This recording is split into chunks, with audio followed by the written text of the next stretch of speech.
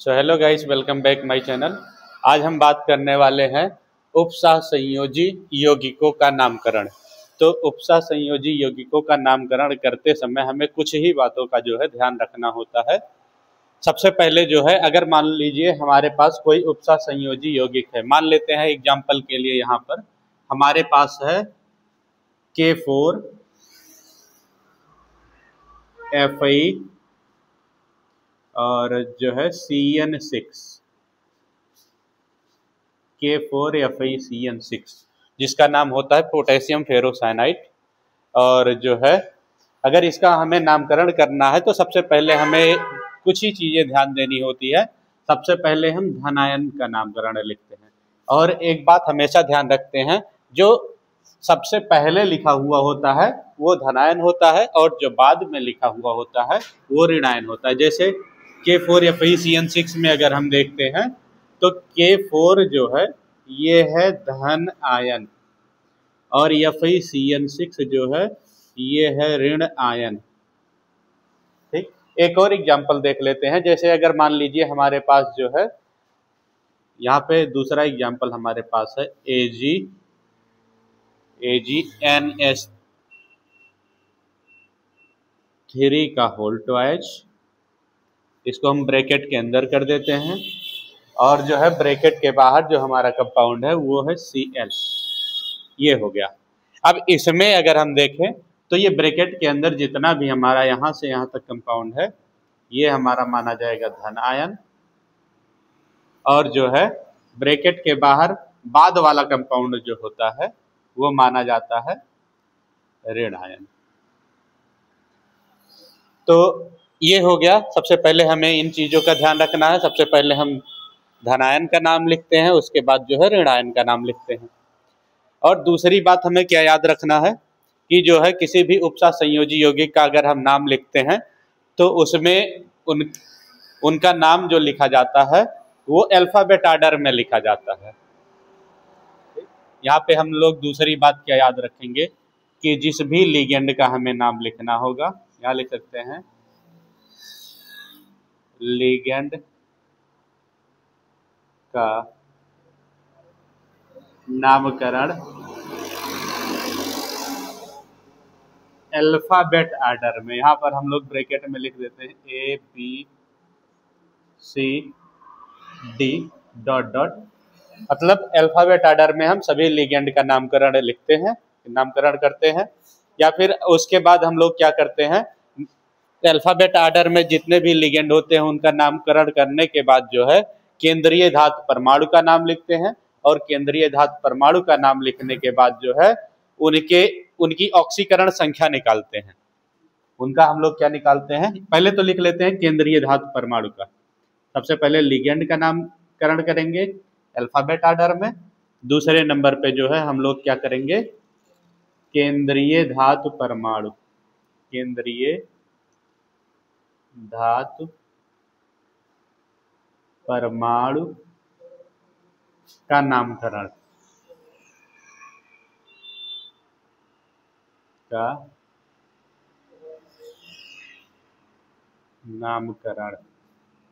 केंद्रीय धातु परमाणु का नामकरण करते हैं। सबसे लास्ट में हम लोग क्या करते हैं, जिस भी कार्बनिक कंपाउंड का या जिस भी उपसह संयोजी यौगिक का हम नामकरण करते हैं उसकी ऑक्सीकरण संख्या निकालते हैं।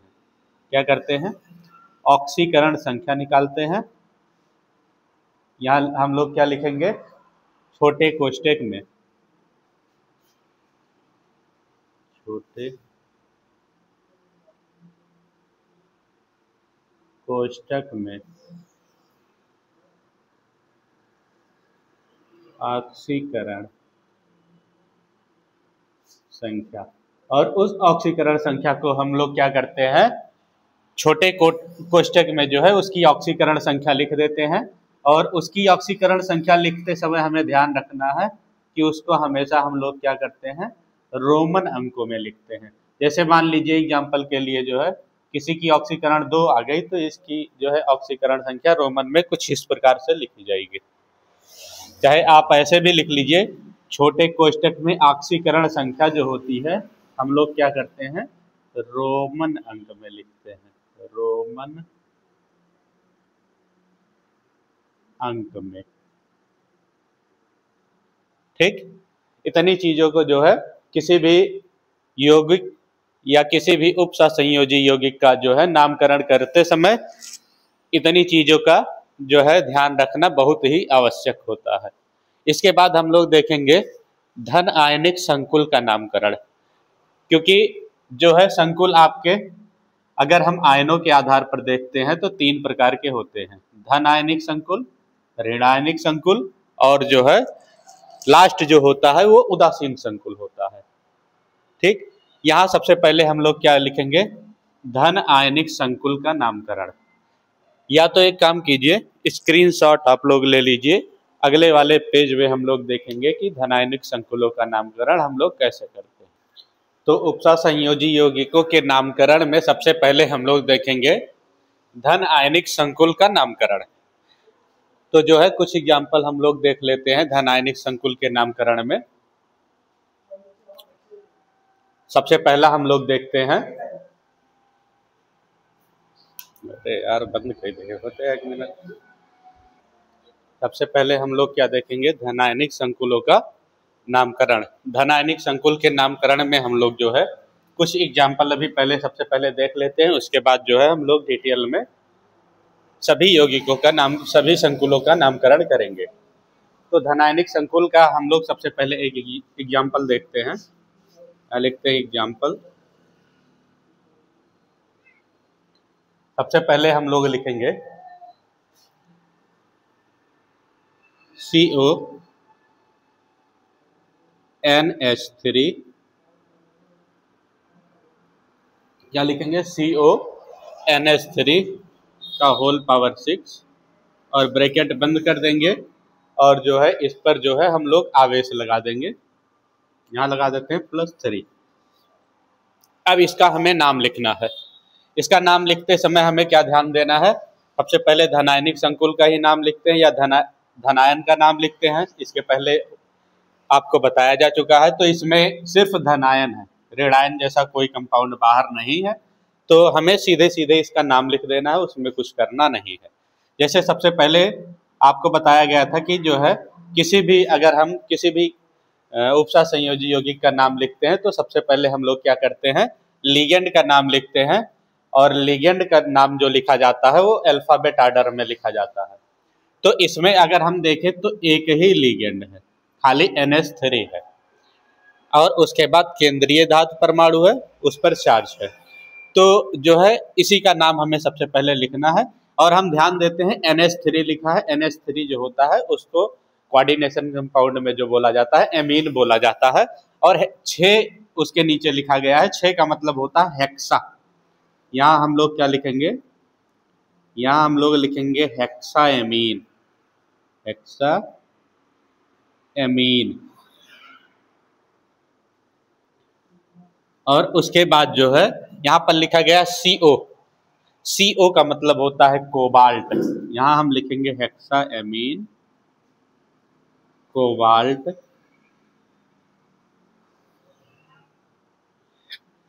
अब जो है हम लोग केंद्रीय धातु परमाणु का भी नाम लिख चुके हैं और लिगेंड का भी नाम लिख चुके हैं। हेक्सा एमीन हो गया और CO लिखा था तो हमने कोबाल्ट लिखा।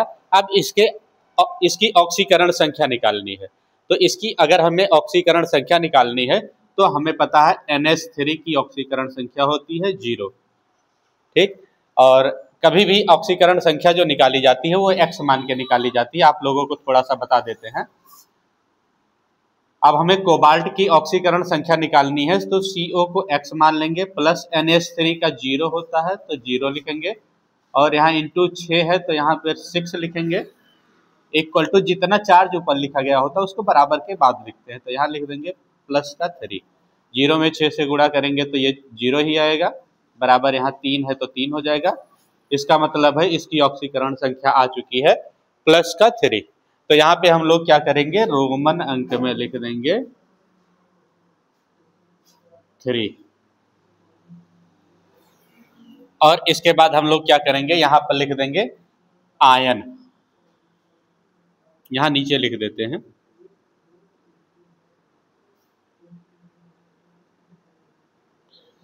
इस तरीके से जो है इस उपसहसंयोजी यौगिक का नामकरण कंप्लीट हो चुका है। एक और एग्जाम्पल देख लेते हैं हम लोग। इसके बाद एग्जाम्पल जो हम लोग देखेंगे उसको लिखते हैं। ऑक्सीकरण संख्या एक काम करते हैं, मिटा देते हैं, नहीं तो रहने दीजिए, कोई बात नहीं है। इसका एग्जाम्पल हम लोग देखते हैं। यहाँ लिखेंगे CO और उसके बाद लिखेंगे Cl, हो गया CO और Cl। अब यहाँ पर हम लिखेंगे NH3, इसका होल पावर 5, और उसके बाद हम लोग क्या करेंगे, इसके ब्रैकेट को बंद कर देंगे और यहाँ पर लिख देंगे प्लस का कितना लिखेंगे 2, मतलब इस पे 2 चार्ज है। इसका नाम लिखना है तो सबसे पहले हम लोग क्या करेंगे, सबसे पहले हम लोग लिगेंड का नाम लिखते हैं। अब इसमें 2 लिगेंड है, जैसे इसमें एक ही लिगेंड था, इसमें कितने लिगेंड है, एक NH3 है और एक जो है C क्लोरो है।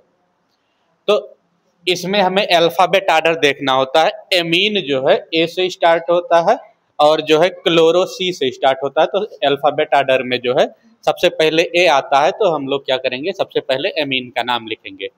अब यहाँ पर एमीन है, लेकिन कितने एमीन है, 5 लिखा है, 5 को पेंटा लिखते हैं। तो यहाँ पर हम लोग क्या लिखेंगे, यहाँ लिखेंगे पेंटा एमीन, पेंटा एमीन। उसके बाद CO है, तो CO को हम लोग क्या लिखते हैं, क्लोरो। CO को लिखा जाता है क्लोरो।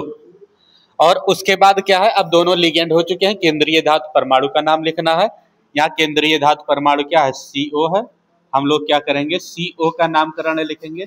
तो इसके पहले भी हम लोग CO का नामकरण कर चुके हैं, कोबाल्ट लिखा जाता है CO को। तो यहाँ पर हम लोग क्या लिखेंगे, यहाँ लिखेंगे कोबाल्ट,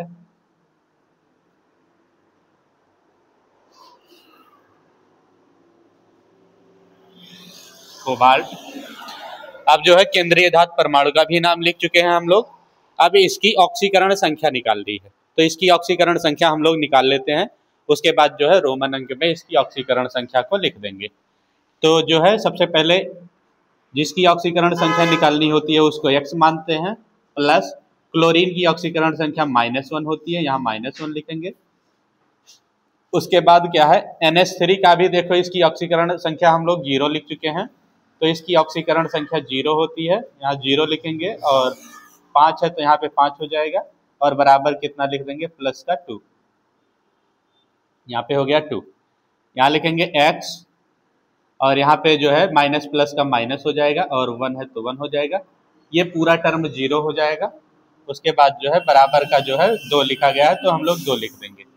अब हम लोग क्या करेंगे, -1 को पक्षांतर कर देंगे, और जब -1 को हम लोग पक्षांतर करेंगे तो ये हो जाएगा प्लस का 1, तो यहाँ हो जाएगा 2 और प्लस का 1, और यहाँ हो जाएगा इक्वल टू 3। इक्वल टू कितना आ गया, 3 आ गया। और इस तरीके से जो है इसकी ऑक्सीकरण संख्या कितनी आ चुकी है, 3 आ चुकी है। अब यहाँ पर हम लोग रोमन अंक में क्या करेंगे, यहाँ लिख देंगे 3, और आगे हम लोग क्या लिख देंगे, आयन। इस तरीके से जो है जितने भी धनायनिक संकुल होते हैं इनका नामकरण जो है इसी तरीके से किया जाता है। अगला टॉपिक हम लोग क्या पढ़ेंगे, ऋण आयनिक संकुलों का नामकरण। तो जो है ऋण आयनिक संकुलों का नामकरण जब करते हैं, इसमें बस एक चीज हमें ध्यान रखना होता है कि इसमें जो केंद्रीय धातु परमाणु होते हैं, क्या होते हैं, केंद्रीय धातु परमाणु। इसमें हम लोग क्या करते हैं, इसमें 8 शब्द जुड़ता है, ATP। केंद्रीय धातु परमाणु में क्या जुड़ जाता है, 8 शब्द जुड़ जाता है। जैसे हम लोग एग्जाम्पल के माध्यम से जो है कुछ जो है ऋणायनिक संकुलों का नामकरण देखते हैं। यहाँ पर हम लोग क्या लिखेंगे, एग्जाम्पल में हम लोग लिखेंगे जैसे Cr, और यहाँ लिखेंगे En, और उसके बाद हम लोग क्या लिखेंगे, यहाँ लिखेंगे I, और 4 हो जाएगा, और यहाँ पर एक माइनस चार्ज हम लोग लगा देते हैं। हमें जो है इसका नामकरण करना है। तो सबसे पहले हमें पता है हम लोग किसका नाम लिखते हैं। सबसे पहले हम लोग लिगेंड का नाम लिखते हैं, और यहाँ दो ही प्रकार के लिगेंड है, एक है EN और एक है I। तो सबसे पहले EN जो है इसका नाम होता है एथिलीन डाई एमीन, और ये E से स्टार्ट होता है, और I जो है उसको हम लोग आइडो बोलते हैं, और ये I से स्टार्ट होता है।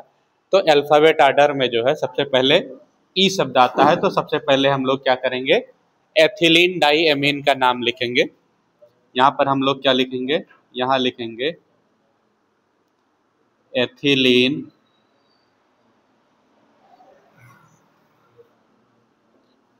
Die amine, ethylene diamine, ये हो गया इसका नाम। अब उसके बाद हम लोग आयोडीन का नाम लिखेंगे। आई को जो है लिखा जाता है आइडो, लेकिन यहाँ पर हम ध्यान देते हैं कि यहाँ पर जो है आई जो है 4 लिखा गया है, तो यहाँ पर हम लिखेंगे 4 के लिए टेट्रा शब्द का यूज होता है। तो यहाँ हम लोग क्या लिखेंगे, टेट्रा आयोडो।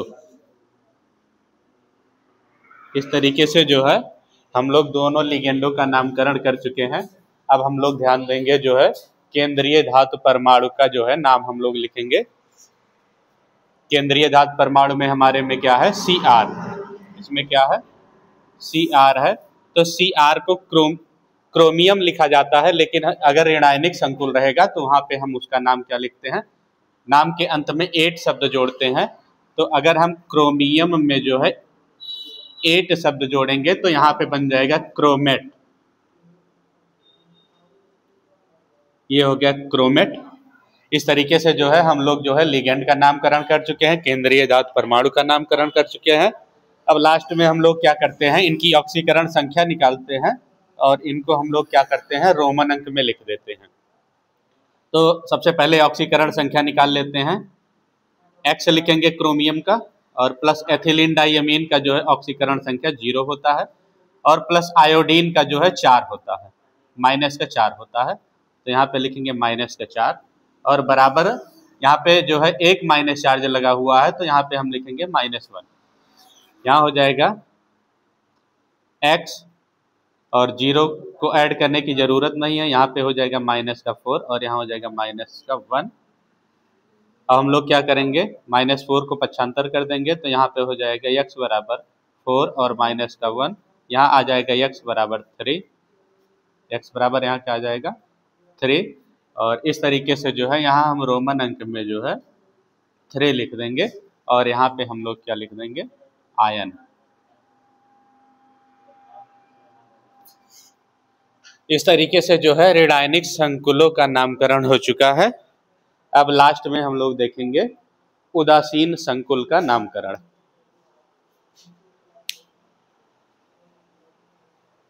और जो है लास्ट में हम लोग देखेंगे उदासीन संकुल का नामकरण। उदासीन संकुल का नामकरण सबसे आसान है। इसमें हम लोग क्या करते हैं, सीधा सीधा नाम लिख देते हैं। इसमें जो है किसी भी एक शब्द की जरूरत नहीं पड़ती है, डायरेक्ट हम लोग क्या करते हैं, इसका नाम लिख देते हैं। सबसे पहले जो है एक एग्जाम्पल के माध्यम से हम लोग देखते हैं। एग्जाम्पल में हम लोग क्या लिखेंगे, लिख लेते हैं Ni और CO, इसके पावर जो है 4 हो जाएगा, और इस पर कोई चार्ज नहीं होगा। अब इसका हमें नाम लिखना है, तो हमें पता है कि सबसे पहले हम लोग क्या करते हैं, लिगेंड का नाम लिखते हैं। यहाँ पर CO है और 4 CO है, 4 के लिए हम लोग टेट्रा का यूज करते हैं।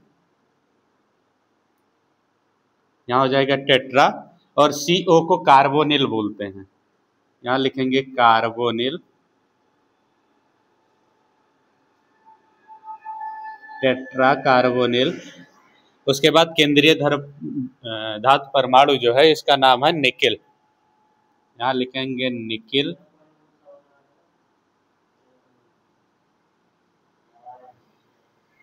और जो है इस पर कोई आवेश तो होता नहीं है, तो यहाँ पर जो है चार्ज लिखने की ज़रूरत तो नहीं पड़ेगी। अगर आपको लिखना हो तो यहाँ पर 0 लिख सकते हैं। तो इस तरीके से जो है इसका नाम हो चुका है। एक और एग्जाम्पल देख लेते हैं, एग्जाम्पल के माध्यम से दूसरा जो हम लोग लिखेंगे वो लिखते हैं CO, और उसके बाद जो है ब्रैकेट के अंदर हम लोग लिख देते हैं NH3 लिख लेते हैं। NH3 इसका जो है होल पावर 3 हो जाएगा, और यहाँ पर हम लोग Cl लिख लेते हैं और ब्रैकेट को बंद कर देते हैं। अब जो है हमें इसका नामकरण करना है, तो इसमें देखिए 2 लिगेंड हैं। सबसे पहले लिगेंड का नाम लिखेंगे, एमीन का A से स्टार्ट होता है, सबसे पहले इसका नाम लिखा जाएगा, और कोबाल्ट C से स्टार्ट होता है, इसके बाद इसका नाम लिखा जाएगा। तो यहाँ पे 3 एमीन है, 3 एमीन के लिए हम लोग ट्राई एमीन लिखते हैं। यहाँ लिखेंगे ट्राई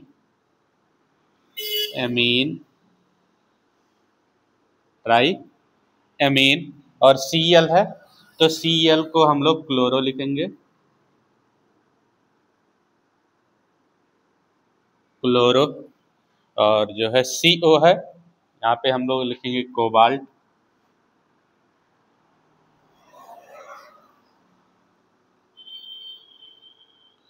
और इस पर कोई चार्ज तो है नहीं, आप यहाँ 0 लिख सकते हैं। इस तरीके से जो है उदासीन लिगेंडों का नामकरण कंप्लीट हो चुका है। और जो है अभी इसमें कुछ और भी बचे हुए हैं, जैसे एग्जाम्पल में यहाँ आपको हम थोड़ा सा हिंट दे देते हैं, उसको अगले वीडियो में बताया जाएगा। जैसे EN को हम लोग लिखते हैं एथिलीन डाइएमीन, अगर इसके पावर 2 आ जाता है तो इसके लिए जो है बिस का यूज करते हैं, या EN के पावर जो है 3 आ जाता है तो इसके लिए ट्रिस का यूज करते हैं, या हम लोग सीधे सीधे ऐसा कह सकते हैं कि ऐसे कंपाउंड जो है जिनके नाम में ही डाई या ट्राई शब्द आता है, उनका नामकरण हम लोग कैसे करते हैं अगले वीडियो में देखेंगे। और जो है बच्चे आ चुके हैं, थोड़ा हम लोग कोचिंग पढ़ाते हैं, और अगर वीडियो अच्छा लगे तो ज़्यादा से ज़्यादा क्या करो, लाइक शेयर सब्सक्राइब और कमेंट करो। धन्यवाद, जय हिंद।